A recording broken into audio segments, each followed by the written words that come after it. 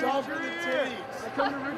I love to eat at the ball game is definitely Cracker Jacks. Peanuts. I like hot dogs and Coca-Cola. Hot dogs and the lemon ice. I love Chicago hot dogs. Oh, I love to eat hot dogs. Hot dogs all the way. Hot dogs all the way.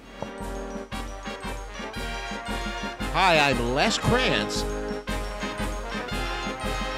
And this is Wrigley Field, the Centennial.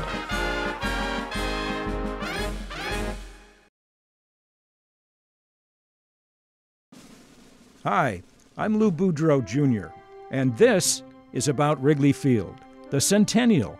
You probably already figured out my connection with the grand old ballpark, the friendly confines, as my dad Lou Sr. often called it. Hi, I'm Ron Santo Jr. We're here to talk about baseball at Wrigley Field, all 100 years. Wrigley Field is the oldest ballpark in the National League and the second oldest in the majors, next to Fenway Park. But this Northside ballpark wasn't always called Wrigley Field, and it wasn't always home to the Chicago Cubs. In 1914, Chicago restaurateur Charles Weigman founded the ill-fated Federal League, an upstart competitor to the major leagues. That year, he hired architect Zachary Taylor Davis to build a new ballpark for his own Federal League to house the Chicago Whales.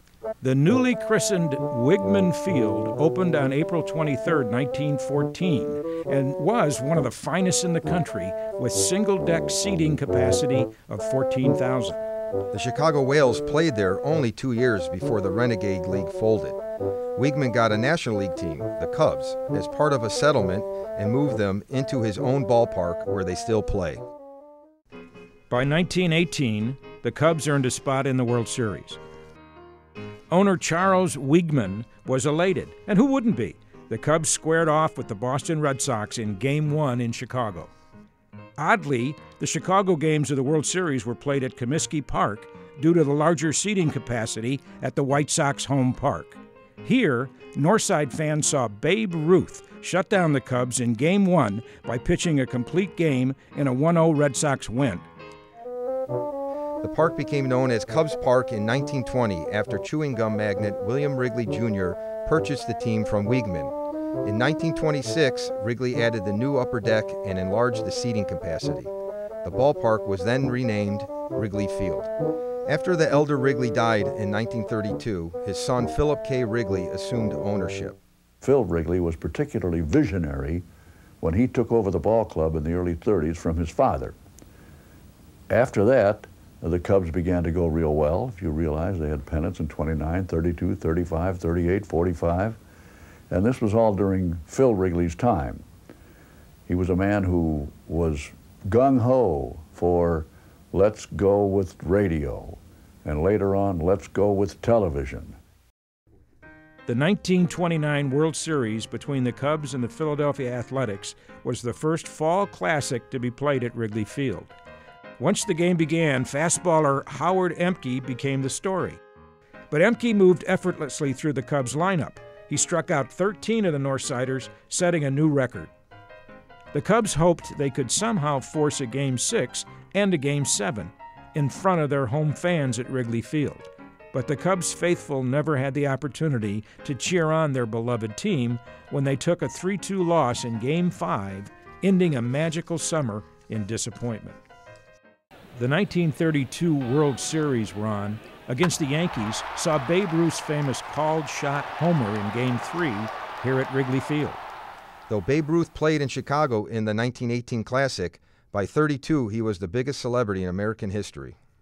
In 1935, Bill Veeck had ivy planted on the walls, giving the ballpark the same kind of ambiance as the surrounding Lakeview neighborhood.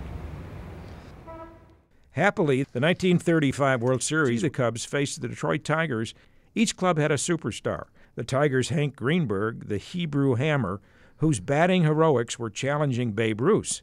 Some folks even called Greenberg the Jewish Babe Ruth. And the Cubs had Charles Leo Hartnett, Gabby Hartnett, nicknamed for his constant talking. For Cub fans, it was a calamity that their team lost the 1935 series. In 1937, the ballpark was renovated again. New outfield stands were built and a new scoreboard was constructed. With its intimate dimensions and lush green ivy, Wrigley Field soon became known as the Friendly Confines, and it still is today.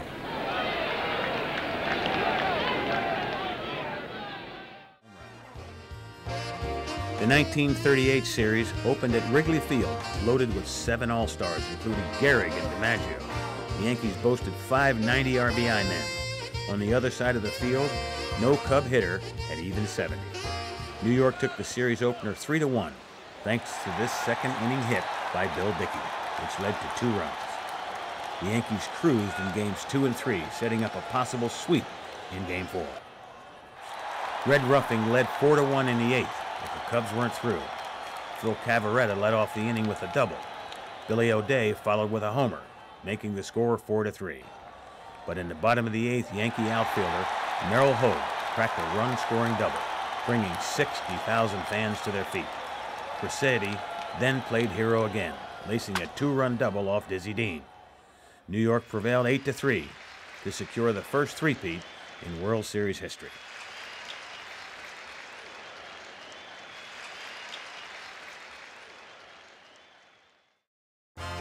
The 1945 World Series would be the last one played at Wrigley Field, at least the last one in the 20th century. World War II had only been officially over exactly 1 month and 1 day. In fact, many ball players hadn't even been discharged from the military. The word was that the ball clubs lost their talent to the military during the war and just didn't have the stuff now. When Chicago sports writer Warren Brown was asked for his prediction about the series, he quipped, "I don't think either of them can win." Because wartime travel restrictions were still in force, the final 4 games came to Wrigley Field. Jubilant soldiers, still in uniform, packed the bleachers. The Windy City was celebrating. By Game 7, it was even, 3 games apiece.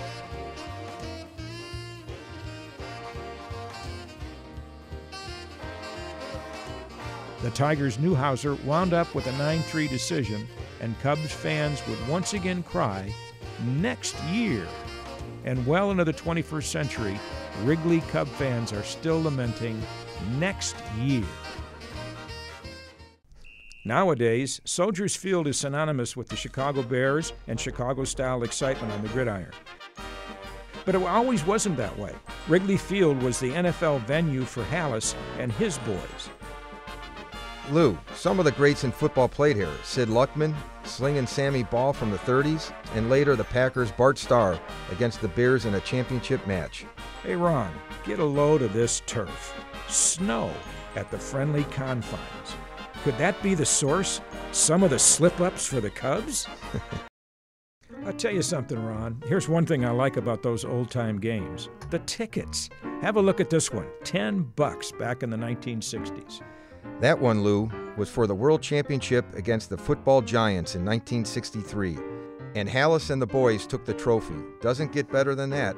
Well, nothing's better than a championship season, Ron. But the Bears, some say, got even better when they got this rookie in 1965. Right on, Lou. Gale Sayers was the Rookie of the Year back in 1965. Sayers scored 22 touchdowns his rookie season. He tallied 6 TDs in 1 game at Wrigley Field, tying the record. He also had the highest career kickoff return average. 1981, the Wrigley family sold the ballpark to the Chicago Tribune Company, paving the way for nighttime baseball at Wrigley Field. In 1984, when the Cubs won the National League Eastern Division, pressure from Major League Baseball and the television networks brought the lights issue out of the dark. In the summer of '88, light towers were erected. Then on August 8th, history was made.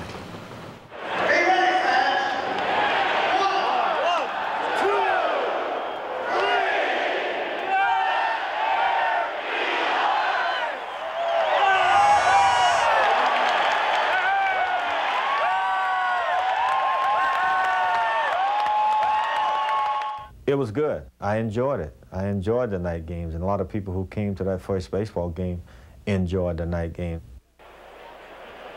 We definitely made history last year playing the first night game, and I think that it's going to be good. It just gives another time where a fan can come out and watch a ball game.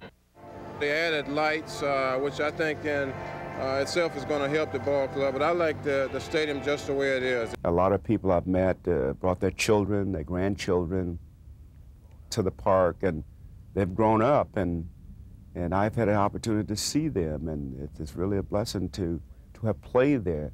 And playing for the Cubs or playing for any park that has tradition, you get that continuous family tie, continuous love for you as a person and for the team in which you represented, and mine was the Cubs. I imagined all major league parks almost like football stadiums, you know what I mean, in the sense that fans were way away from you. And then walking in there and saying, holy cow, you just walk down, they can shake your hand, you know. The other interesting part was when I retired, I went to a ball game and sat in the first row, and I never realized how close home plate was to that box seat. So they must have heard a lot of things I said to the umpire that I didn't realize. My favorite Cub is Ron Santo. He was always the best. He represented the Cubs the best. My favorite Cub is Wood. Always will be. My favorite Cubs player of all time is Mark Grace. It was here, at Wrigley Field, where fans dressed to the gills to see and be seen at the ballgame. It was here, at Wrigley Field in 1920, where the Yankees scouted a 17-year-old at a high school game, Lou Gehrig. It was here, at Wrigley Field, where Babe Ruth pointed to center field before launching his legendary called shot into the stands. It was here, at Wrigley Field, where Stan Musial got his 3,000th hit in 1958. And it was here, at Wrigley Field, where Mr. Cub, Ernie Banks, belted his 500th homer in 1970. And it was here at Wrigley Field where Cy Young winner Greg Mad Dog Maddux pitched his 3,000th strikeout. It was here at Wrigley Field where slugger Sammy Sosa hit historic home runs number 61 and 62 to pass both Babe Ruth and Roger Maris and tie Mark McGwire. And it will most likely be here for another 100 years. It's where Chicago goes to feel good, even when times might be bad. It's where Chicago talks to perfect strangers about baseball, just like they were family. It's where Chicago swizzles beer and downs hot dogs and pretzels. And it's where Chicago will go year after year, long after all of us are dead and gone. If you can't be at the friendly confines a century from now, your children, your grandchildren, and their grandchildren too will surely be there. Like Ron Santo Jr. and I expressed to our fathers, and you probably did too, the cry will never die.